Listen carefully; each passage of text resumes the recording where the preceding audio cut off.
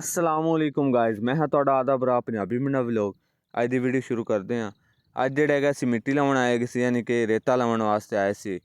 जिवें कि तुहानूं मैं दस्सिआ हैगा सी, असीं अलहमदुलिल्लाह फार्म बनाया होएगा गाईं दा, गाईं रखी होई हैगीआं ने ते उन्हां वास्ते जिहड़ा रेता लैण आए सी। जिवें कि तुहानूं सारे भरावां नूं पता है, बारिशां हो रहीआं ने, बहुत ज़्यादा बारिशां हो रहीआं हैगीआं ने। इस वजह जिहड़ा हैगा ना फार्म दे विच पानी खलो गया सी, फसलां विच भी पानी खले गए सन। इस वास्ते जिहड़ा हैगा असीं लाउण आए सी रेता। ਅਸੀਂ ਜਿਹੜਾ ਹੈਗਾ ਅੱਗੇ 5 ਟਰਾਲੀਆਂ ਅੱਗੇ ਸੱਟ ਲਈਆਂ ਹੈਗੀਆਂ ਨੇ, 6ਵੀਂ ਹੁਣ ਭਰਦੇ ਪਏ। ਅਸੀਂ ਤਕਰੀਬਨ ਜਿਹੜਾ ਨਾ 10 ਟਰਾਲੀਆਂ ਸੱਟਣੀਆਂ ਹੈਗੀਆਂ ਨੇ।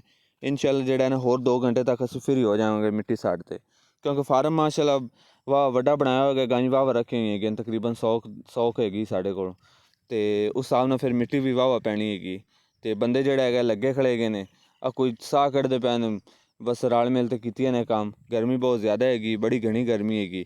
ਅੱਲਾਹ ਤਾਲਾ ਖੈਰੀਅਤ ਦਾ ਮਾਮਲਾ ਫਰਮਾਵੇ। ठीक हो गया गाइस, इंशाल्लाह मिलते हैं अगली वीडियो में। अगर वीडियो चंगी लगे लाइक तो सब्सक्राइब लाजमी करना, मेहरबानी, शुक्रिया।